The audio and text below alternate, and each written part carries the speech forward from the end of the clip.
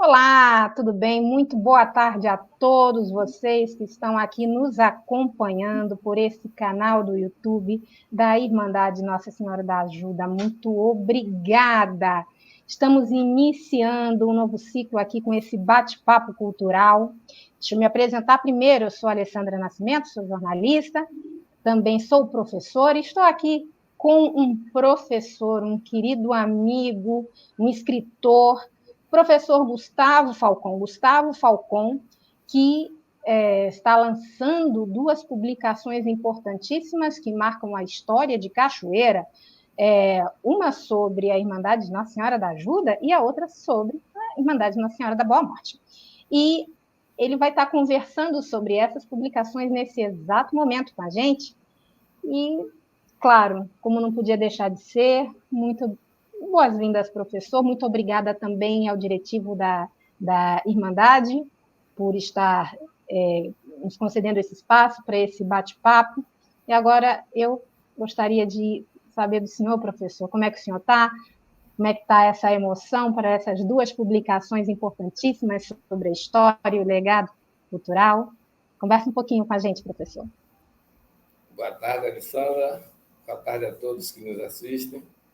É um prazer, mais do que um prazer, é uma honra estar aqui na condição de uma pessoa a serviço de uma causa tão nobre, que é falar de Nossa Senhora, tão necessária, tão indispensável no momento como esse que a gente está vivendo, né?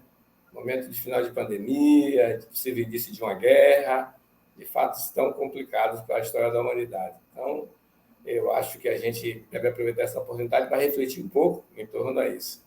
E Cachoeira, como não podia deixar de ser, a terra das devoções a Maria. Então, eu estou aqui à sua disposição para falar dessas publicações, que, na verdade, são, Alessandra, como você mencionou, duas memórias, né? Dois registros históricos de duas das 9 ou 10 instituições dedicadas à devoção mariana aqui da cidade.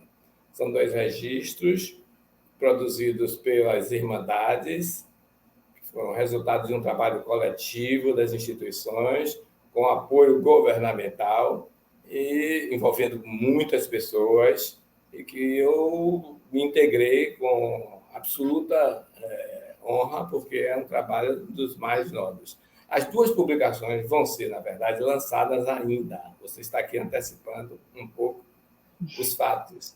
E é importante que isso aconteça porque faz parte do conjunto da divulgação. Nós vamos lançar as duas publicações no dia 10 de março, às 19 horas, na livraria Leitura do Shopping Salvador.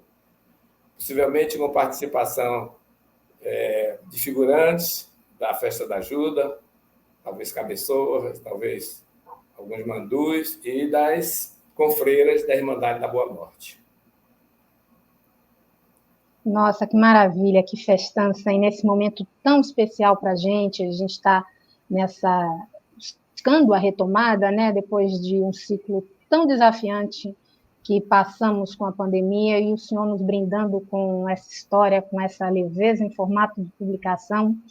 Pois é, fala um pouquinho mais sobre o processo de pesquisa, o que o impulsionou, além de professor, como pesquisador, a estar desenvolvendo esse trabalho. E nessa trajetória que o senhor fez, professor, quais foram os momentos marcantes que Nossa Senhora deixou reservado para o senhor? Então, Maria, cheia de graça, é sempre uma surpresa para todos, né? Primeira surpresa é que eu, como sociólogo, tido como um sociólogo de formação acadêmica marxista, me deparo com um tema do campo da religiosidade.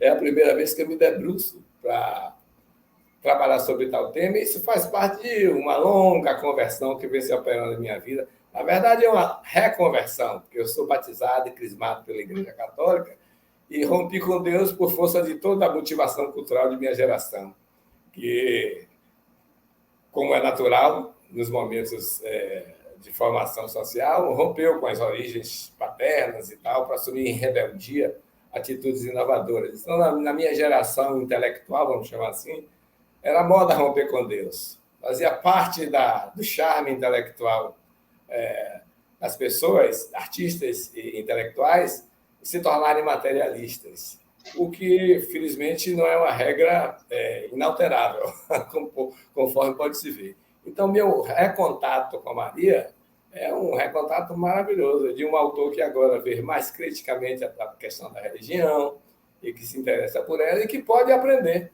porque Maria é sempre uma lição. Maria é incrível, é o que eu conto um pouco nas duas publicações, de forma muito sumária, claro, porque ele é um tema muito mais profundo, exige muito mais reflexão. E as duas publicações aqui, Alessandra, é importante que se diga isso, não são publicações de fundo, de pesquisa, de algo marcante na historiografia de Maria. Não. São memórias de duas instituições, duas irmandades, entre tantas que existem em Cachoeira, para, de acordo com a política cultural do governo do Estado, dar amparo a instituições que merecem esse programa de apoio e salvaguarda. Então, é uma das peças que vão ajudar no trabalho de, digamos, valorização, requalificação, né, e divulgação dessas instituições. Então, a pesquisa em torno da Maria foi uma pesquisa que, desde o começo, foi não só entusiasmante, como me proporcionou conhecer um pouco o tema, tanto da mariolatria do Recôncavo, que é uma coisa que pouca gente estuda e pouca gente conhece, que foi aventada pela primeira vez por Gilberto Freire, no seu clássico Casagrande Senzala, na década de 30 do século passado, quanto também estudar a trajetória fantástica dessa mulher. No momento onde a gente vive, digamos, a afirmação de gêneros, a conquista de direitos civis, o movimento identitário, que tem suas facetas muito importantes, interessantes, etc., olhar para Maria é um grande exemplo, porque ela é um novo paradigma, ela muda tudo na história da humanidade. Ela faz com que a figura da mulher na Bíblia seja redimensionada, é o que eu conto um pouco no livro, e jamais qualquer mulher na história da humanidade, desde então, esses 2000 anos e tantos de história, teve tal projeção, que só faz crescer. É uma figura ímpar. E, no início, foi uma figura para nós, parte do Novo Mundo, trazida pelos colonizadores, e depois uma figura trazida para junto do povo, acolhida completamente pela população, digamos, local e pelos que aqui foram trazidos para trabalharem como escravos. Então, a figura de Maria como mulher, como mãe, como esposa, depois os mistérios em torno da sua assunção aos céus, etc., e, posteriormente, a sua disseminação, o culto, a disseminação, a difusão das irmandades marianas pelo mundo, é uma história muito interessante. Talvez depois de Jesus Cristo ela seja, talvez não, certamente, depois de Jesus Cristo é o personagem do mundo ocidental, e agora já não mais do mundo ocidental, mais importante da história da humanidade. É uma mulher realmente fantástica. E no Brasil, em especial na Bahia, porque é onde o Brasil começou, e em especial, mais ainda, no Recôncavo, que é onde o umbigo da Bahia está assentado, a história de Maria é uma história muito curiosa, muito interessante, fascinante e tal. E a história das devoções marianas também é uma história que merece ser conhecida, valorizada. Eu diria que é um patrimônio, tal qual o patrimônio histórico e arquitetônico, tal qual o patrimônio, digamos, artístico e cultural, o patrimônio religioso mariano do Recôncavo da Bahia, sobretudo de Cachoeira, que é onde estão concentradas o maior número de irmandades voltadas para a devoção mariana, é um patrimônio que precisa ser conhecido pelos brasileiros. Em qualquer lugar do mundo onde houvesse uma política cultural séria, esse patrimônio já teria virado um santuário mariano com visitação internacional, gerando riqueza, emprego, um fluxo de renda para a cidade, porque realmente é um tesouro escondido aqui entre nós. Pois é, o senhor falou sobre a questão do patrimônio identitário, um tesouro que nós temos em Cachoeira.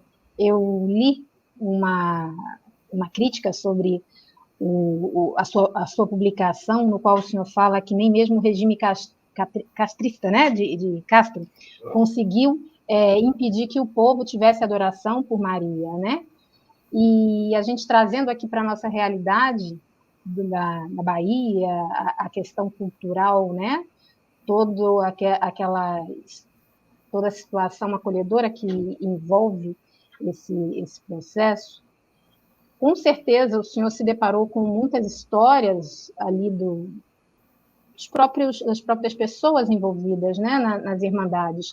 O senhor poderia comentar algumas delas que tenham impactado, professor? Ah, claro. Você se refere a essa brincadeira minha em torno a Cuba de Fidel Castro, porque eu menciono em alguma parte de uma das publicações o fato de que Maria, mesmo nos países, digamos, comunistas, não conseguiram suprimir a presença dela do coração do povo.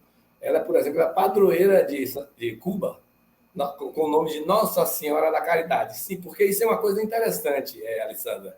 É importante que se diga, porque nem todo mundo é católico, nem todos os católicos sabem disso. Maria é cultuada sob diversas denominações. Talvez existam mais de 1000 nomes para ela. Num dos capítulos do livro eu falo disso. Eu falo das muitas graças de uma mesma mulher. Quer dizer, sob várias denominações, se criaram centenas, talvez milhares de cultos a essa figura histórica do catolicismo. Nossa Senhora da Misericórdia, Nossa Senhora da Glória, Nossa Senhora da Ajuda. Só aqui, entre nós, parece 365 titulações. Em Cachoeira, para você ter ideia, tem 9. Só Nossa Senhora da Conceição tem 3 irmandades aqui. Nossa Senhora da Conceição do Monte, Nossa Senhora da Conceição dos Pobres e Nossa Senhora da Conceição do Monte Formoso. 3. Cada um correspondente a um tipo de público específico, é um grupo social determinado. Existe a Nossa Senhora da Ajuda, que é objeto de nossa conversa aqui hoje, que centraliza nos festejos mais populares aqui da cidade, no mês de novembro. A Nossa Senhora do Rosário, que é a padroeira da cidade, onde está cultuada na Igreja Matriz, a mais importante edificação religiosa de Cachoeira, do século XVIII. Nossa Senhora da Boa Morte, Nossa Senhora da Glória, Nossa Senhora de Belém, Nossa Senhora dos Remédios, Nossa Senhora do Amparo, Nossa Senhora do Carmo e por aí vai. Só aqui. No mundo inteiro são mais de 1000 titulações. Porque Maria é uma coisa curiosa, isso aí. É um fenômeno religioso que foi difundido e acolhido pelas populações de vários países por conta de suas aparições, não é verdade? São famosas aparições de Maria em Guadalupe, né, no México, em Fátima, em Lourdes. Né? E aqui nós mesmo temos uma Nossa Senhora chamada Nossa Senhora da Conceição Aparecida, em São Paulo, que é centro de um santuário, não é o santuário mariano do mundo, está no Brasil, aqui em São Paulo, onde apareceu ali no rio local uma imagem aos pescadores em terracota de uma Nossa Senhora Negra, no século XVIII. Isso gerou toda uma devoção, uma invocação de Maria, etc., que acabou constituindo ali um santuário. Então, só no Brasil tem uma série de adorações a Maria. Então, mesmo nos países que passaram, digamos, do regime colonial ou capitalista para o regime socialista, como é o caso de Cuba, foi difícil suprimir a figura dessa mulher, tamanha a identificação do povo com a figura religiosa dela. Então, no livro eu falo um pouco disso, que mesmo nos países considerados de formação comunista, foi impossível suprimir a adoração, a veneração, esse culto à Mãe de Jesus, que é uma figura extremamente popular em toda a América Latina e especialmente no Brasil. Não é? Então, para você ter uma ideia, aqui em Cachoeira, com essas 9 devoções, ela mobiliza um calendário litúrgico que vai o ano inteiro, vai de janeiro a dezembro. Então, é a presença dela. E são instituições centenárias que funcionam sem apoio, sem subvenção, etc., baseado unicamente na fé. O curioso é que, no início, eram devoções chamadas classes dominantes dos europeus que vieram nos colonizar, que tinham 2 objetivos básicos. Um era roubar nossas riquezas, claro, que não se chamava assim à época, se chamava exploração colonial de nossas riquezas. Submeteram os índios, depois trouxeram os africanos, para botar essa gente para trabalhar, para produzir. Com o sonho de extrair ouro e prata, eles não conseguiram, montaram uma agricultura de exportação e botou essa gente para trabalhar para eles. Então, o sonho dos do projeto português era a exploração econômica para sustentar, claro, a metrópole, e dos jesuítas que vieram com ele, dos religiosos católicos que vieram com ele. O sonho, o grande barato, a grande aventura era a conversão religiosa. Os padres jesuítas, os missionários, etc., imaginavam que aqui eles tinham um novo território gentil de conversão. Então, a política era conversão dos indígenas e dos africanos ao credo religioso católico. Quer dizer, era uma certa imposição religiosa às adorações, aos cultos, enfim, às crenças, ao sistema de crença, tanto dos índios quanto dos africanos. É o que a igreja, na prática, fazia, se colocando como uma força colonial também, embora motivada por um impulso espiritual mais do que econômico. O objetivo dela era a conversão, era a conquista da cabeça dessas pessoas para a adoração do Deus único da gente, dos nossos santos católicos, etc. Isso, no começo, era de cima para baixo, mas, ao longo do tempo, tanto os índios, na América Latina inteira, como no Brasil, quanto os negros, na situação de opressão, perceberam que encontravam no colo de Maria, no colo acolhedor de uma mãe sofrida, que perdeu o filho para salvar a humanidade, o apoio necessário. Então, eles, de certa forma, se apropriaram no sincretismo religioso local da figura católica, transformaram ela numa defensora de seus próprios interesses. E como fizeram isso? De uma forma muito inteligente. Aqui em Cachoeira, por exemplo, a grande maioria das irmandades é do século XIX, é uma conjuntura muito tensa no século XIX para pôr fim à escravidão e uma dificuldade enorme de pôr fim à escravidão por causa dos interesses econômicos dos senhores dos engenheiros. Eles não queriam perder aquele estoque, aquele ativo de capital que eles tinham. Então, foi um momento tenso, marcado por várias revoltas, rebeliões locais, anti-escravistas, ao mesmo tempo rebeliões nacionais, luta contra os portugueses, etc. Um tempo muito instável. E o que é que o povo de baixo, o povo do segundo andar, fazia para poder se manifestar? Não tinha direito, era escravo, era oprimido. Eles se articulavam com as frestas possíveis de sonhos de liberdade. As irmandades eram um desses espaços. O culto a Maria é um desses espaços. Prova é que a Irmandade de Nossa Senhora da Boa Morte, que é mundialmente hoje conhecida, que ela fabricou aquilo que eu chamo de diáspora reversa, ela hoje traz os americanos, os militantes negros, os intelectuais, os artistas norte-americanos para conhecer um mito brasileiro, tipicamente brasileiro, porque é um mito de fusão sincrética entre Nossa Senhora e as entidades do candomblé.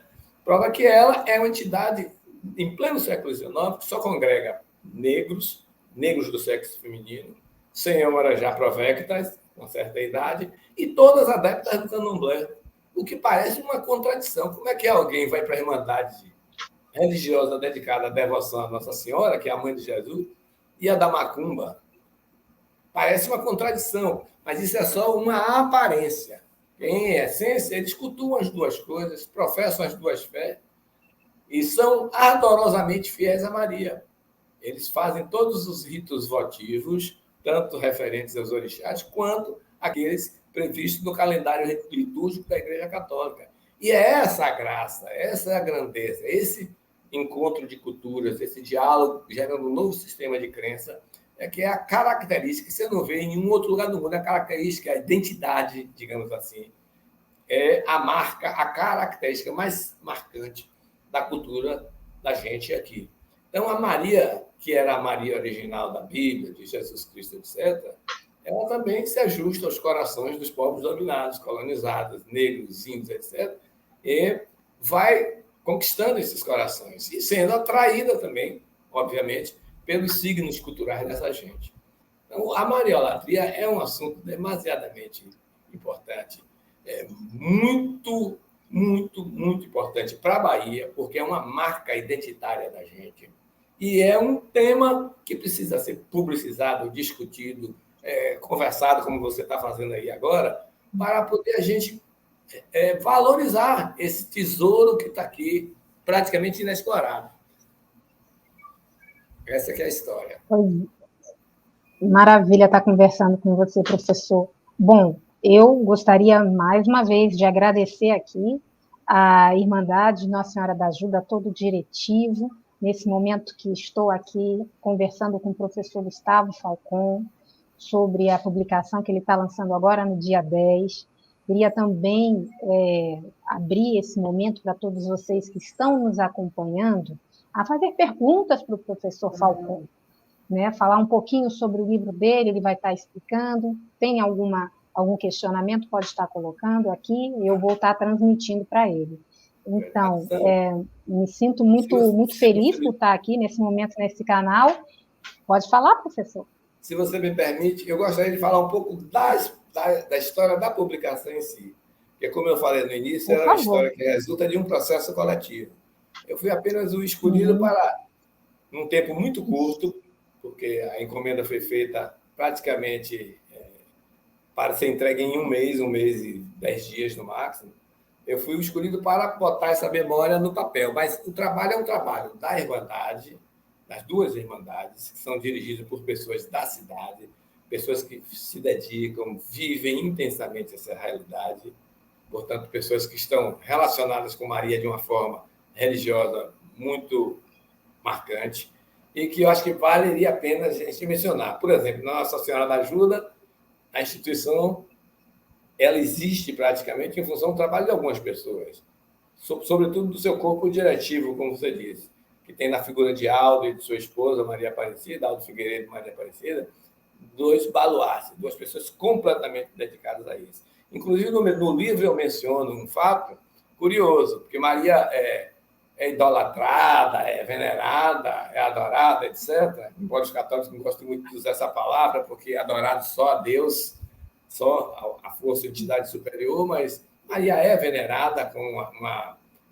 uma santa de primeiro grau, né, na hierarquia do culto católico. Depois vem os santos abaixo dela, mas ela é, depois da Santíssima Trindade, a figura mais importante.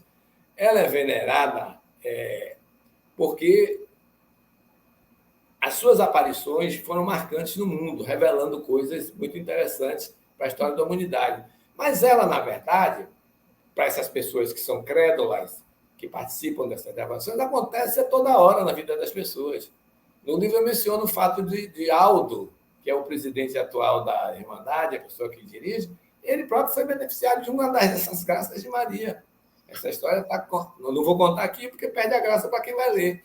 Mas esse Aldo é um fruto de um dos milagres. A gente fica achando que milagre é um anjo aparecer com as asinhas batendo e fazer uma coisa acontecer. Não, milagre é coisa que acontece na nossa vida real por um ato de fé deliberado da pessoa, de alguém que reza pela pessoa, e que muda completamente o destino dela, inclusive impedindo a morte.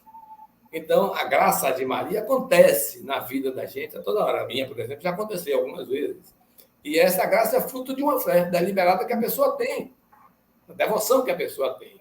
Então, no livro eu historio um pouco ela e até brinco com aquela coisa que você falou no início, do regime castrista, dizendo que no Brasil a fé de Maria é tão intensa que até os marxistas, que teoricamente deveriam ser materialistas, históricos e dialéticos, rezam escondido para ela.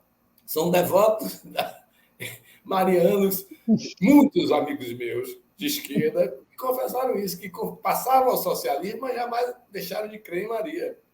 Então, a força dessa mulher é tamanha que faz com que mesmo essa gente, que teoricamente é ateu, um cara ateu, vá no escondido da noite ou da sua hora de silêncio e de solidão e faça a sua oração pedindo a graça específica para a sua vida. Essa história. Então, esse processo coletivo de construção desses dois livros, que são parte do amparo que o Estado está dando, salvaguarda, etc., as instituições, muita gente participou aqui de Cachoeira. Eu sou agradecido a muitos intelectuais que estão citados na biografia, muitos fotógrafos. Jomar Lima, por exemplo, é um deles, que é o fotógrafo do livro da Boa Morte, mas que colaborou também muito como diretor executivo da Fundação Ansel Bahia para viabilizar essas publicações. Então, toda a gente aqui que colaborou, e que é muita, que está mencionada no livro, seja na bibliografia, seja nos agradecimentos, participa desse processo. E principalmente a Igreja Católica, né? Que tem no padre local, o padre Hélio Vilas Boas, um entusiasta, é um mariano, um entusiasta, etc. e tal, e que, claro, com a distância necessária, porque ele não pode se envolver em termos antropológicos, intelectuais, sociológicos, ele de certa forma, estimula, é um apoiador desse tipo de política de valorização dessas instituições, e ele próprio tem se empenhado nisso.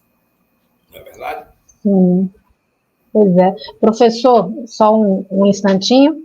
Eu iniciei o encontro de hoje, esse nosso bate-papo cultural, agradecendo ao diretivo, né, da Irmandade Nossa Senhora da Ajuda, mas então eu quero agora dirigir também um caloroso agradecimento à Cida, uma pessoa incrível, maravilhosa, ao próprio Aldo e ao Lu, que aqui se encontra, né, acompanhando. E antes de passar para o senhor, eu queria falar agora com o Luiz Freire, que está nos acompanhando e nos passou uma pergunta. Eu vou, então, passar para o senhor a questão que Luiz Freire levantou. O velório de Nossa Senhora da Boa Morte é realizado na Igreja de Nossa Senhora da Ajuda. O que justifica a escolha desse local? É a pergunta do Luiz Freire. Essa história é uma história relacionada a toda uma trajetória, digamos assim, de vida pública da instituição. Embora hoje a instituição, quer dizer, a Irmandade da Boa Morte, já tem a sua própria capela no seu edifício sede, cuja história também está um pouco relatada no livro dedicado ao tema, certo? Mas a ligação com a Nossa Senhora da Ajuda tem várias dimensões. Acho que a primeira dimensão foi um certo afastamento da Irmandade, num determinado período da vida, da orientação, digamos assim, mais canônica, mais diretamente católica do evento, porque a Irmandade é uma instituição leiga, ela não pertence ao corpo eclesial, ela é uma instituição como se fosse da sociedade civil. E a Ajuda tem uma história de inserção na cidade muito ligada à vida negra, à vida dos negros mestiços. Porque ali, inicialmente, foi a igreja de Nossa Senhora do Rosário. Depois, o culto e a devoção da Nossa Senhora do Rosário se transferiram até a Igreja Matriz, que é o maior edifício religioso da cidade hoje, que fica na chamada Rua da Matriz mesmo, ali próximo à praça principal, onde tem a casa de câmara, cadeia, etc. E a Igreja da Ajuda, a Igrejinha da Ajuda, que na verdade, é uma singela capela do século XVI, foi repassada para pessoas que cultuavam São Benedito, algo ligado nesse tipo, e que depois instituíram ali a devoção à Nossa Senhora da Ajuda. Ali ficou como Igreja da Nossa Senhora da Ajuda. E as negras da Boa Morte, as confreiras da Boa Morte, se ligaram a essa ordem de coisas. Eu tenho a impressão que a ligação, primeiro, é uma ligação étnica, porque dentro dessa Igreja da Ajuda, que virou depois Igreja da Ajuda, porque era Igreja do Rosário, se organizaram corporações musicais. Eu relato um pouco isso aí. A corporação oficial, que era basicamente branca, e uma corporação ligada a São Benedito, que ficava no anexo da igreja. Cacau Nascimento, inclusive, relata isso em detalhes, em 2 momentos do trabalho dele.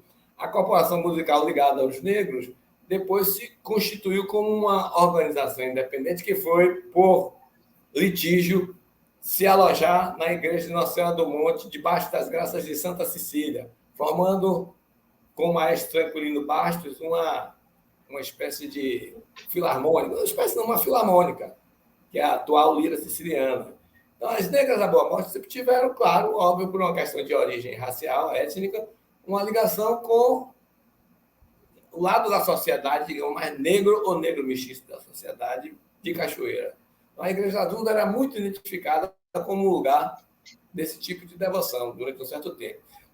Muito recentemente, elas se conectaram também a esse espaço tradicional, porque eu acho que a Igreja do Rosário não era aberta para os ritos públicos dela.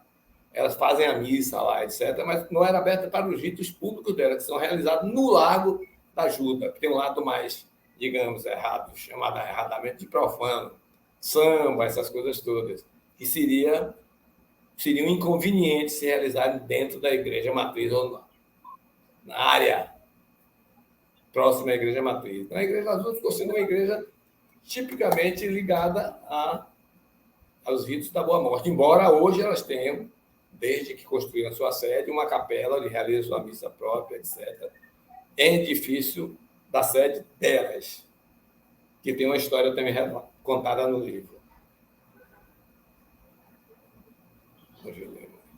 Pois é, incrível toda essa bagagem informativa que o senhor está nos brindando, professor. Olha, gente, a gente ainda está aberto aqui, quem quiser fazer perguntas, eu vou tomar a liberdade, vou dirigir uma pergunta agora, não para o professor, né, mas um colega de profissão, de uma jornalista para um jornalista. Com certeza, no processo investigativo, se deparou com muitas coisas avançando, e na parte cultural ela é sempre muito expressiva para a gente sempre se depara com personagens, enfim, com histórias que sempre nos reservam e nos sensibilizam, né, enquanto pessoas. Professor, eu queria saber de você o seguinte, de toda essa parte de coleta de informações, você tem um trabalho já, enfim, vindo de sua bagagem enquanto professor, claro, jornalista também influencia muito, todas essas histórias de Cachoeira, tudo isso que lhe reserva, qual é o que você intui dessa parte identitária cultural, né? O que os governos precisam estar abraçando melhor, principalmente a gente passou por essas questões, ainda está passando, infelizmente, pela questão da pandemia, as próprias publicações, elas são frutos de incentivo cultural. Então, eu queria, enquanto jornalista e tendo vivenciado essa situação, essa parte de estar sendo abraçada e acolhida pelos próprios entes governamentais, né? E o senhor comentasse um pouco sobre isso, dessa necessidade, enquanto patrimônio, que é o que estamos falando aqui, de um olhar mais específico, né? E, claro, um interesse maior na manutenção de todo esse acervo histórico-cultural que estamos lidando. É importante sua pergunta, Alessandra. Muito, muito bom o seu questionamento e sua colocação. Eu acho que a memória que a gente conseguiu sistematizar, obviamente viram outros trabalhos, e existem outros trabalhos, tanto no âmbito da UFRB, quanto da Universidade Federal da Bahia, quanto na produção intelectual acadêmica local. Eu consultei vários escritos de pessoas daqui. O próprio Lu, que está aqui participando com a gente, é um historiador de formação e conhece muito o assunto. Aqui em Cachoeira você tem vários intelectuais de porte que conhecem profundamente a história da cidade, inclusive muitos que não escrevem, que não costumam escrever, e que me ajudaram muito, como Antônio Moraes, que é um cara que conhece Cachoeira de cima a baixo, etc. O próprio Cacau, que eu já me referi, Jorge Ramos, que escreveu um belo livro sobre Tranquilino Bastos. Tem muita gente aqui que produz intelectualmente, conhece a história, etc. E sabe que a riqueza de Cachoeira é uma riqueza inexplorada. Sabe? Eu tenho essa convicção. O que mais fora a parte religiosa, o que mais me despertou a atenção durante a reflexão, o tempo que eu levei pensando nesse assunto, é que nós estamos em cima de um tesouro que precisa ser trabalhado. Em qualquer lugar do mundo, isso trabalhado em termos de linguagem moderna, em termos de marketing cultural, em termos de empreendedorismo, de entretenimento, é uma mina de ouro. No entanto, a cidade vive num estado de pobreza assombroso, né? Assustador. Os indicadores sociais daqui são os piores que você possa imaginar. Isso é uma coisa que contrasta muito com o potencial de riqueza que tem. Então, o que eu verifiquei é que, afora o capital, digamos assim, simbólico, e o acervo arquitetônico, etc., o que Cachoeira tem mesmo é uma riqueza religiosa para ficar só no mundo do catolicismo. Fabulosa. Para não falar do culto afro-brasileiro, né? Então, é uma cidade que tem uma potencialidade, uma grandeza religiosa que poderia ser, sem problema nenhum, no questionamento da fé, na relação com Deus, etc., revertida em termos econômicos. Poderia ser devidamente tratada de uma forma profissional. Eu falei um pouco antes aí do Santuário Mariano, lá de Aparecida, né? Que ali gera 2.200 empregos diretos.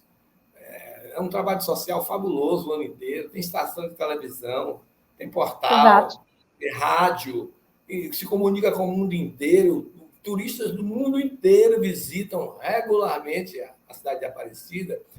A religião praticamente sustenta a cidade ali.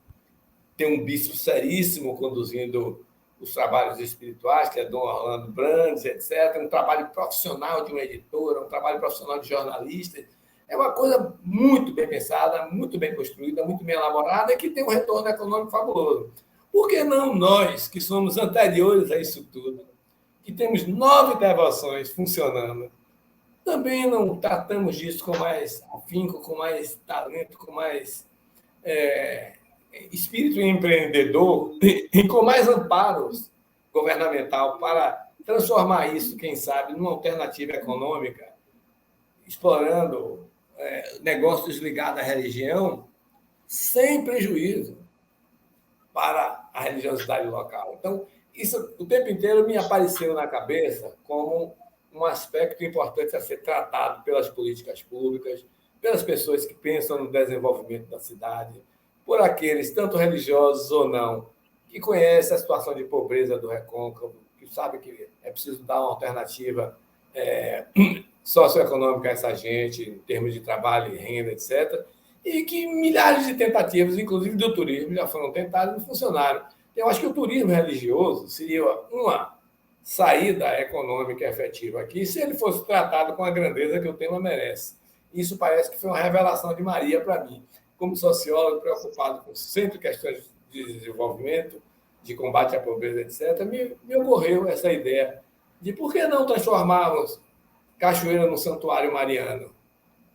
Fazermos desse espaço aqui, com essa riqueza que já existe, um espaço simbólico poderoso para não só irradiar a fé, mas como para atrair devotos, atrair turistas e tal, e fomentar o turismo religioso em cima de nossa identidade cultural, sem nenhum demérito de nossas formação.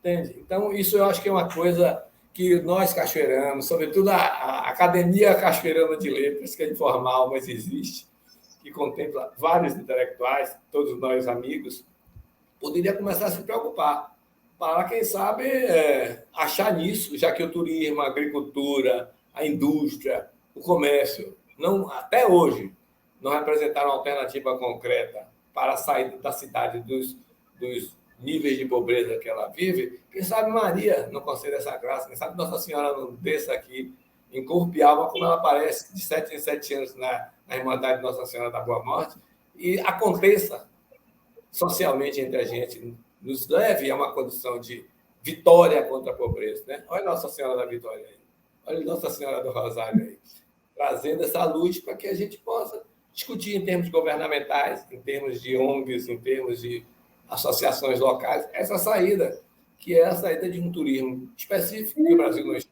com grandeza, que é o turismo religioso, e que a Igreja Católica já faz isso muito bem em vários lugares. Faz em Fátima, que é uma cidade maravilhosa, e tem uma frequência de visitação turística fantástica, e é um lugar místico maravilhoso. Lourdes faz isso muito bem, Guadalupe faz isso bem, e Aparecida aqui no Brasil.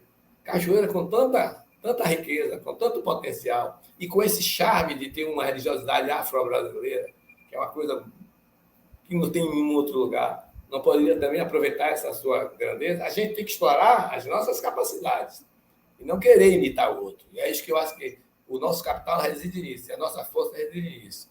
E os cachoeiranos são marianos, então eu acho que um dia, quem sabe, com a ajuda de Nossa Senhora da Ajuda, de Nossa Senhora da Boa Morte, de Nossa Senhora da Glória, que agora já estão virando publicações e que certamente virão outras, porque a gente tem que homenagear Nossa Senhora da Conceição, tem que homenagear Nossa Senhora do Amparo. A padroeira da cidade, Nossa Senhora do Rosário, não tem um livro, quem sabe a gente produz um também. Né? Quem sabe elas todas juntas, que já tiveram força para vencer guerras, para vencer epidemias, para vencer dificuldades muito maiores, não venha também ajudar a gente a vencer a pobreza na região tão carente que é da região do Recôncavo da Bahia. Né? Nossa, um bate-papo incrível, não? Vocês que estão acompanhando a gente, eu estou encantada aqui com suas palavras, professor Falcon. O espaço ainda está aberto a quem desejar manifestar alguma pergunta, alguma saudação para o professor Falcon. Eu já vi aqui várias pessoas parabenizando o senhor pelo trabalho, pela publicação. Tem uma frase que a gente sempre acompanha aqui sobre a questão da preservação, é que preservar e resgatar a história significam perpetuação de valores, né, permitindo que novas gerações não vivam no anonimato, não estejam nas trevas do anonimato, perdão. Então, é uma frase muito interessante, essa que eu acompanhei aqui agora, que recebi, e tem tudo a ver com o que o professor está falando nesse momento, né? Um olhar mais crítico sobre toda essa riqueza que se tem em mãos. Professor, a gente então já estamos há um tempinho aqui conversando, todos aqui acompanhando. Muito obrigada mais uma vez à Irmandade de Nossa Senhora da Ajuda por estar com esse canal aqui aberto, proporcionando a todos nós uma tarde maravilhosa, com o professor Falcon, falando sobre Maria, sobre cachoeira, sobre esse legado que todos nós, baianos, brasileiros, temos em mãos. Muito obrigada mesmo. Satisfação, Aldo, satisfação a Cida, a Liz, a todos vocês aí que estão junto com todo o diretivo, né, que está aqui acompanhando com a gente. Eu, então, vou estar passando aqui as considerações finais para o professor Falcon. Pode falar aqui, professor, por favor. Nossa, eu queria pedir licença para mostrar as publicações para quem está nos assistindo. À vontade. Que tem design de Enéas Guerra, é um livro editado pela Solis Duna, com o projeto gráfico de Valéria Pergentini e Enéas Guerra, fotos maravilhosas de fotógrafos estaduais e fotógrafos locais também, como o Zé Dayub, o famoso Seu Zé, e o próprio Jomar, né? Além de outros fotógrafos que estão aqui relatados. Queria mostrar também o livro de Nossa Senhora da Boa Morte, também construído pela mesma equipe, com fotos de Jomar Lima. E aproveitar e pedir a vocês que nos assistem e que divulguem entre os seus amigos o lançamento do dia 10 de março na livraria Leitura do Shopping Salvador, a partir das 19 horas, com os recursos todos destinados, evidentemente, arrecadados para as instituições, para elas fazerem o seu trabalho sociocultural tão importante na região. Então, quem puder comparecer lá no shopping de Salvador, apesar da época da pandemia, etc., vai ter máscara, toda a proteção. Na livraria Leitura, no dia 10 às 19 horas, eu estarei lá com os nossos amigos das duas instituições, com o Jomar, com as Confreiras da Boa Morte, com o Aldo, com o papai, etc., lançando as duas publicações. E aguardo vocês lá. Muito obrigada, professor. Muito obrigada aí por esse momento. Muito obrigada a todos vocês que acompanharam aqui nossa live. A gente vai encerrando por aqui. E muito obrigada mesmo aí a todos vocês, ainda estão parabenizando o senhor, professor. Muito obrigada, então. Encerramos por aqui o nosso bate-papo cultural desta tarde. E fica aqui a dica para acessarem esse livro. Já sabem o dia do lançamento. Fica aqui o desejo, então, de todos vocês uma boa leitura. Esse livro, com certeza, vai impactar muito nos nossos corações. Então, até breve. Aninha.